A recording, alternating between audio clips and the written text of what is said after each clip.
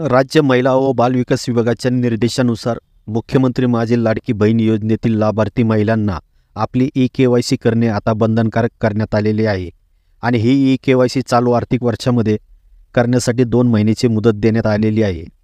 ई-के-वाय-सी तुम्ही घरबसल्या आपल्या मोबाईलने करू शकता।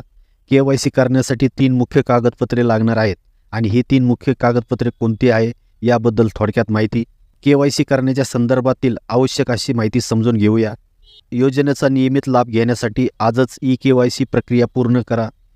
सर्व लाभार्थी बहिणींनी पुढील 2 महिन्याच्या आत ही प्रक्रिया पूर्ण करावी। ही प्रक्रिया सुलभ, पारदर्शक व मोबाईलद्वारे पूर्ण करण्यायोग्य असून यासाठी कोणत्याही प्रकारच्या आर्थिक व्यवहाराची आवश्यकता नाही। ई-के-वाय-सी ही प्रक्रिया करताना कोणत्याही अडचणी आल्यास लाभार्थ्यांनी संबंधित अंगणवाडी सेविका किंवा महिला व बालविकास विभागाच्या कार्यालयाशी संपर्क साधावा।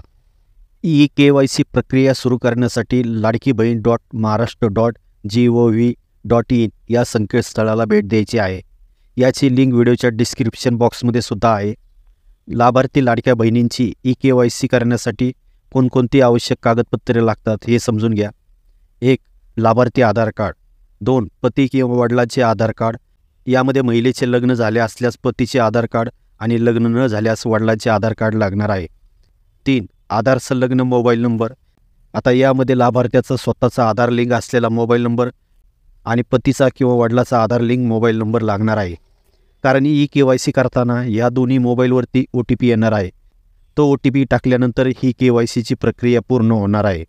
ही महत्त्वपूर्ण माहिती आहे। जास्तीत जास्त लाडकी बहीण योजनेच्या लाभार्थ्यापर्यंत ही माहिती शेअर करा। धन्यवाद।